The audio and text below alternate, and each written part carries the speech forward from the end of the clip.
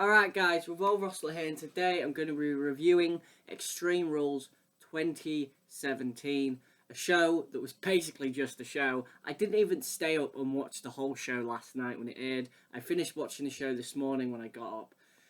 And it was just a show. Let's get into it. On the pre-show, there was Kalisto against Apollo Crews. Now, I don't normally watch the pre-show matches, as you know, because I'm not an idiot. But, I watched the end of this. I caught the last couple of minutes, and it probably was one of the best athletic contests on the show.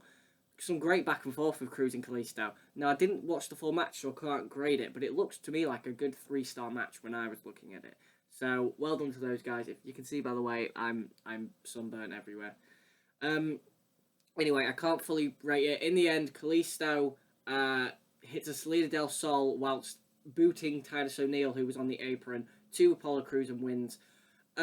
Whatever. Apollo Crews probably should have beat Kalisto. Apollo Crews did some really, really good stuff. The pop-up Samoan drop, the Samoan drop, like the military press Samoan drop, that's it. And then he did the standing shooting star press, which is so cool. But yeah, Kalisto wins. I would have had Apollo Crews win, but whatever. Doesn't really matter. These guys don't matter, really. The first match on the main show was the IC title match. If Ambrose is disqualified, he loses the belt, which is such a stupid stipulation to have on an Extreme Rules show. But I thought this match was good. It never got above that. Like the obvious thing was the fact that Maurice should have smacked Miz in the first minute. Like, that, to me, was a storyline that they should have done within a minute. And they didn't. They saved it till about, 75% of the way through the match when Maurice finally slaps the Miz and the referee's going to disqualify him because apparently Ambrose asked Maurice to do it. It was a well-structured match, and there was some good near falls, like very typical stuff. The backbreaker, neckbreaker by the Miz, the rebound light from Ambrose. These two men showed they knew each other. But this wasn't like a real quality match. It was something you'd see on Raw or SmackDown. In the end, Maurice got ejected from ringside. Miz then again tried to get Ambrose DQ'd by throwing Ambrose into the referee. The referee got knocked out of the ring. The referee thinks Ambrose did it on purpose. He goes to ring the bell. Ambrose is pleading with him to not ring the bell.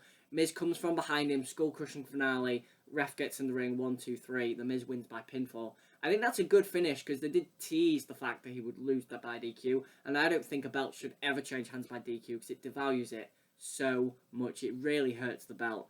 I'm going to give the match 3 stars. It was a good match, but just never got above that. Next on the show, we had the mixed tag with Noam Dar and Alicia Fox against Sasha Banks and Rich Swann. This was there. Rich Swann and Sasha Banks won. Sasha Banks did the double knees onto Noam Dar on the outside. Nothing really happened in this matchup. Rich Swann beat Noam Dar with the Phoenix Splash. So he's broken the curse. Rich Swann was in Baltimore, Maryland, his hometown, tonight, and last night, and he won. So he's broken the curse. So good for you, Rich Swann. The third match on the show was the Raw Women's title match. This was, to me, very bad. I thought this match was quite bad. It went 5 minutes for one, and when you say that your women's title is 5 minutes, that really, to me, it demolishes the challenger. Bayley just, to me, has just fallen out of the WWE's good books. She was supposed to be the face of this new woman's revolution, and she's just not. Like, they've just thrown her aside for Alexa Bliss, who I understand. I think why they've thrown her aside for Alexa Bliss, but Alexa Bliss doesn't have she's not a babyface. I feel like Bayley's a babyface. It's such a better role model. She's such a better, she's such a better carry, like a person to carry this women's revolution. She didn't need to win here, Bayley. That's not what I'm saying. But she got beat in 5 minutes, and she had no chance. Like, she obviously it was a kendo stick on a pole match. Sorry, I forgot to mention that bit. Stupid stipulation. Like, it's such a silly stipulation. It was not as, I thought this match would be better than it was. Basically, Bayley pulled the kendo stick down. Well, both women pulled the kendo stick down and then fell out the ring. Bayley kept avoiding going for the kendo stick. When she finally picked up the kendo stick, she didn't hit Alexa with it. Alexa capitalized and just killed Bayley with the kendo stick. Bayley hit a Bayley to belly out of nowhere for a 2 2 count that nobody believed. And then, again, Alexa just killed her with the kendo stick. And then finally hit her with a DDT for the 1, 2, 3. 5 minutes long. It just really wasn't very good. Like, these women are so much better. They're so much more capable of something like this. And I know the stipulation really did hamper them, but you've got to play the hand you dealt, and these women played the hand they dealt really poorly. So I'm going to give them 1.5 stars. One of the worst pay-per-view matches I have seen this year. Just really bad. Then we had, I believe, the tag team title match, the steel cage. This was better. This was a pretty good little steel cage match. I like the fact that they added the stipulation that both men had to escape the cage. I thought that made this match a little bit more intriguing than just a typical pin submission cage match.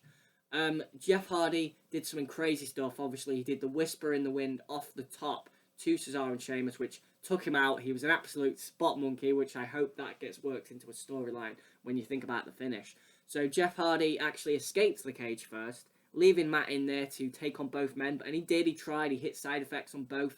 But though they hit a big Razor's Edge powerbomb, a double Razor's Edge powerbomb, they just destroyed Matt Hardy. So eventually Jeff decided he needed to get back in. He did that whisper in the wind off the top. Matt Hardy hit a twist of fate to, I believe, Cesaro at one point. After that whisper in the wind spot, Jeff was done. And Matt Hardy was waking. He was trying to pull Jeff out, and Matt Hardy was out, and he was pulling Jeff out. And on the other side, Cesaro and Sheamus have climbed out. They touched the floor first. We have new Raw Tag Team Champions in Cesaro and Sheamus. They are 2-time Tag Team Champions. I think giving them the belts is the best idea. I think it was a great idea. Matt and Jeff have gone so unbeaten. Like, they haven't lost a match since they came back. And I think that Cesaro and Sheamus needed this. So, it's great to see new tag champs. I hope that we get some broken Matt Hardy off this now. Jeff was a spot monkey, and I think we should capitalise on that a little bit. 3.25 stars. It was a pretty good little matchup. Then we had the Cruiserweight title, Austin Aries and Neville. This is probably the best match they've had. There were some great exchanges of submissions. Obviously, Aries going for that last chancery, Neville going for that Rings of Saturn. Some fantastic exchanges. And this honestly built great tension. I didn't know which way this was going to go, and this is the match on the card that I was the most intrigued in, to be honest. I didn't know which way it was going to go. And just some really, really good transitions. Great sunset flip powerbomb by Aries at one point.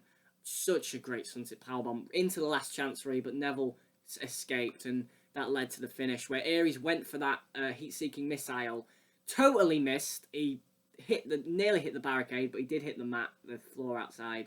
Neville rolls him in, gives him Neville did, I believe, something just popped up, sorry. Neville hit him with that, I believe he hit him with a superplex earlier on in the match, which was a great spot. Neville was working over the leg of Aries, Aries was working over the leg of Neville. Really smart psychology. But yeah, at the finish, Neville rolled Aries in the win after that big heat-seeking missile miss. Hit the the Red Arrow, sorry, and then locked him in the Rings of Saturn immediately. Austin Aries taps out pretty much immediately. Really smart psychology there. I'm going to give this match 3.25 stars. It was the best match these two have had. Really good tension here. And the best match on the show up to this point, I'd say. And then we had the main event, the Fatal 5-Way Extreme Rules match, to determine the number 1 contender to Brock Lesnar's Universal title at Great Balls of Fire. Because that is funny. We had Bray Wyatt, Finn Balor, Seth Rollins, Samoa Joe, and Roman Reigns. I thought this match was very good. It just never got to great for me. And there was great action, but there's not a lot of substance. So there was no real story here. Yeah, there was the fact that Rollins and Reigns were part of the Shield and they had their little moment. There was the fact that Wyatt and Finn are sort of feuding. And there was the Seth Rollins-Joe feud, which got brought in a little bit. But there was no real, action, storylines to work on, There was great action, really fantastic action. A couple of really good near falls. There was a Sister Abigail. There was a lot of teases for the Coquina Clutch. There was a coup de grace. There was a spear.